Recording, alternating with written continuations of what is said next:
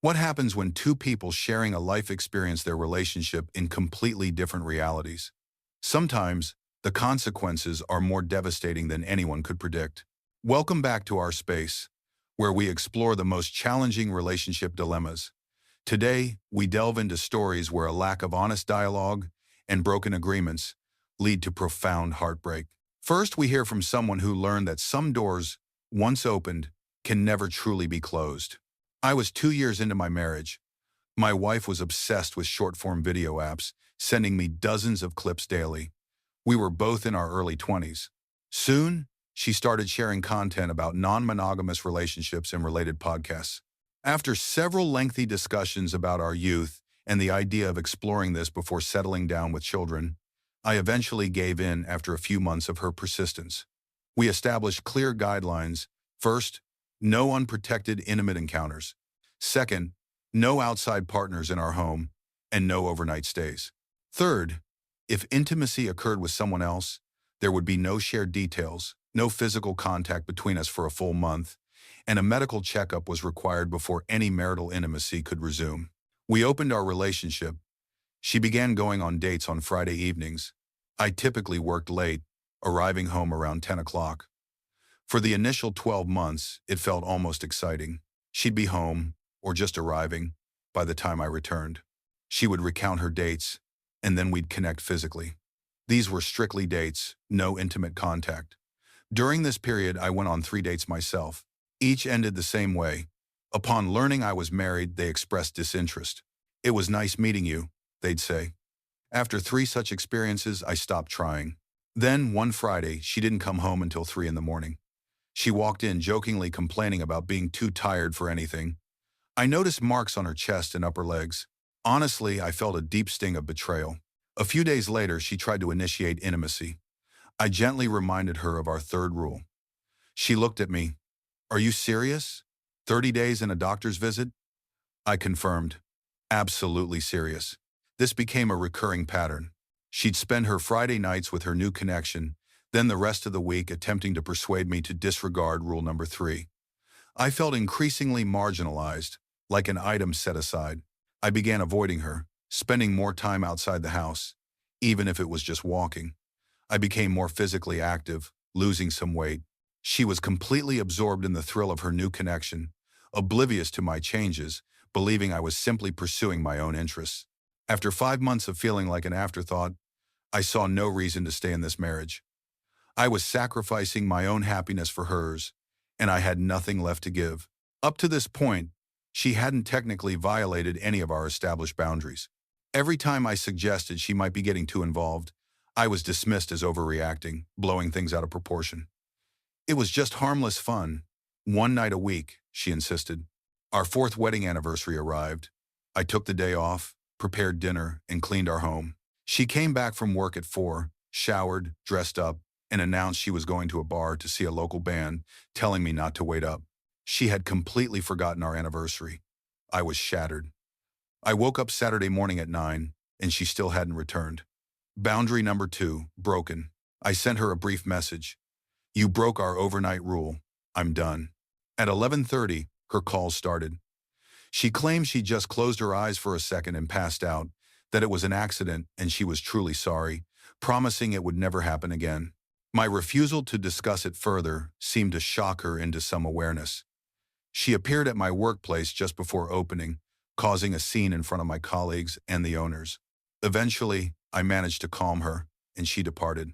I agreed we could talk on Sunday. I got home Saturday night, and she again tried to initiate intimacy. Again, I referenced rule number 3. She then declared she would stop seeing him, wanted to close our marriage, and reconnect with me. It seems she panicked when she woke up at his place, read my message, and he had mocked her, making her realize his true character. She tried daily to be intimate, but failed miserably. By this point, I had no desire or need for her. She was merely a roommate. The 30 days passed. She visited the doctor for a checkup. She was free of STIs, but she was pregnant. I don't know what she was thinking, but she returned home excited, announcing, "We're pregnant." I responded, "Good.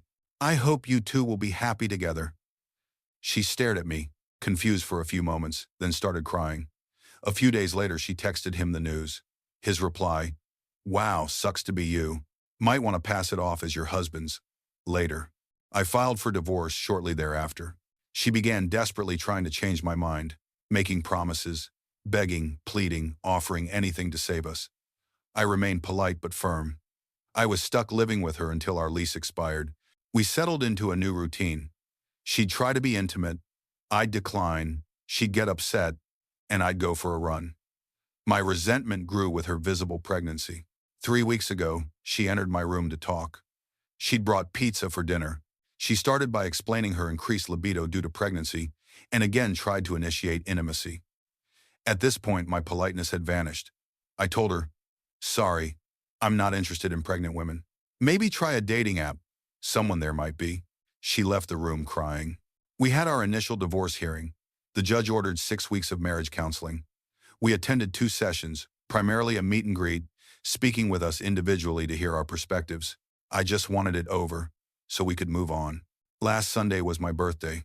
The Friday before, she asked to celebrate it with her. I refused. She kept pushing, and I snapped. I told her I wouldn't waste special occasions on her anymore.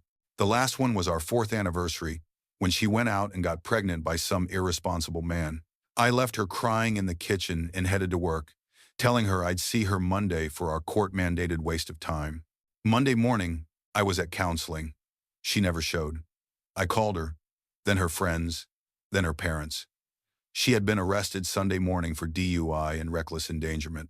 Her parents were on their way. I offered our house for them to stay, while I stayed on a friend's couch. My lawyer petitioned the judge, expediting the process. My divorce was finalized this past Friday. Yesterday, I helped them pack some of her belongings. Today, I'm helping them load a rented moving truck. She's released tomorrow, and they're taking her back home.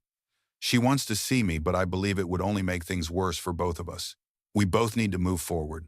The insights from our community regarding this story are powerful. One viewer noted that the 30-day rule likely prevented the original poster from being tied to her for another 18 years, suggesting she might have attempted to claim the baby as his had they been intimate. Another commended him for upholding his boundaries, emphasizing that he gave her every opportunity to improve, yet she disregarded every single rule.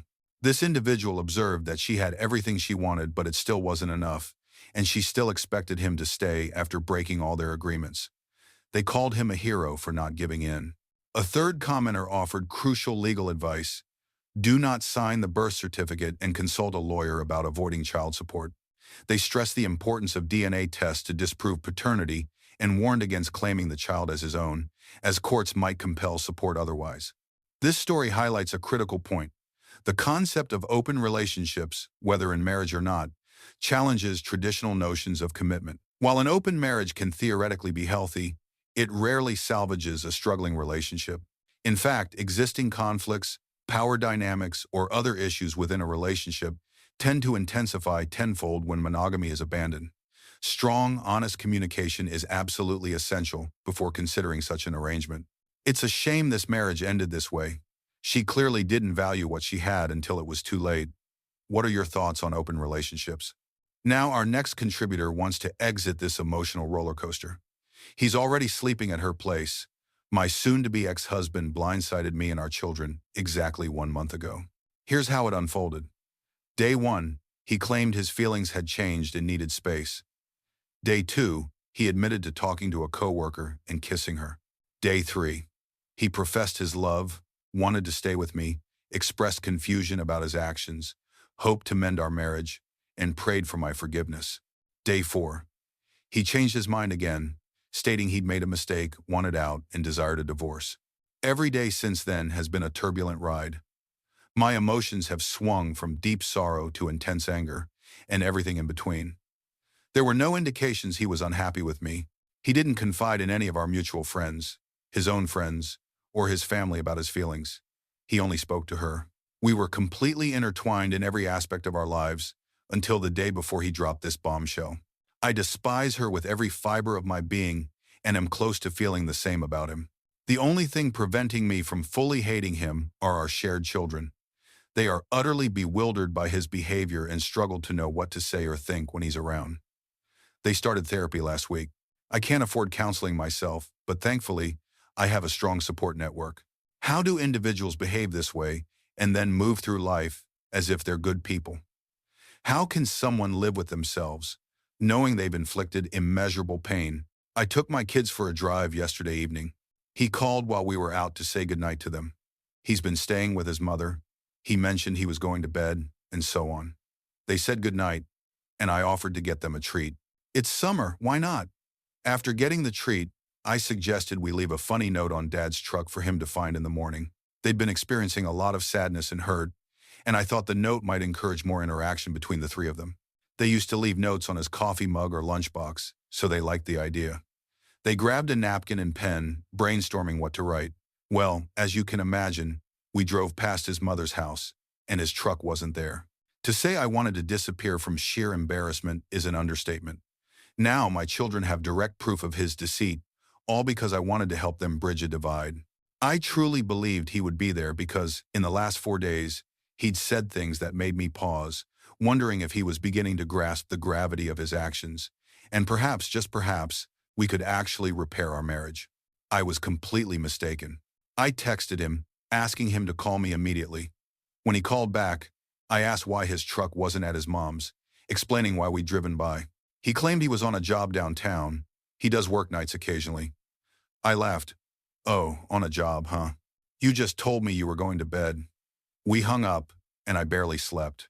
I spoke to him again recently, asking why he couldn't just tell me the truth about his whereabouts last night, why he couldn't completely shatter my hopes so I could finally move on. All he would say was that it was inappropriate and that I already know the answer. He still couldn't explicitly say it. The absolute coward. Yes, he spent the night at her place. She's nearly 10 years his senior, has red hair, a feature he'd told me for years he found unattractive. He's shared several details about her personal life. She's a grandmother and a divorcee, abandoned by her own husband for another woman. Yet, he refuses to tell me her name, as if knowing it would lessen the pain. She works with him, of course. This despicable woman knew perfectly well he was married and still allowed their involvement. She is truly contemptible, especially given her own experience of being hurt this way. My husband isn't much better. Now, I'll have to pretend for my children's sake, ensuring they don't hear me speak ill of him or turn against him. God, that infuriates me. He gets exactly what he wants, and I'm expected to be civil, to simply endure it while he gets cozy with his fallback, the one he had waiting. We've been together for 21 years, married for nearly 15, and built an entire life. And he wants to be friends after this? Is he out of his mind? I'm contacting my lawyer as soon as her office opens. I'm fast-tracking this divorce because I can't bear to see or speak to him. My plan is to go completely no contact. I have zero interest in any kind of relationship with him. I can be polite, but I will not share holidays, which he actually expects, or even a room with him unless absolutely necessary. How am I not supposed to feel like I've wasted my life with this man? I have 2 incredible children from our relationship, and they are the only reason I've kept going. I suppose that was our purpose together, for the kids. I'm grateful for them and can only hope I don't lose my composure along the way. Our community offers crucial advice for this difficult situation. One commenter emphasized that friendship isn't required for successful co-parenting. Being cordial and civil when discussing children and making decisions in their best interest allows you to otherwise remove the ex from your life. The original poster confirmed this was her intention, stating that seeing and speaking to him is agonizing, especially imagining his new partner's physical intimacy with him. Another viewer expressed deep empathy, understanding her pain. They advised against engaging with him at all, noting that disengagement makes them panic and realize you've moved on. Ignore anything not related to the children.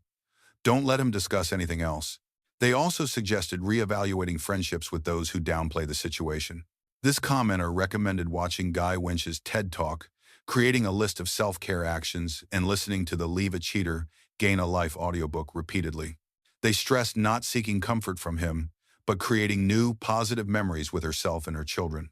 They shared their own experience of visiting Disneyland, the zoo, and concerts soon after discovering their husband's affair, which helped them realize life would be good without him. They also advised against protecting his reputation, encouraging her to share his actions to validate her experience. A third suggestion was to implement the 180 and Gray Rock methods immediately.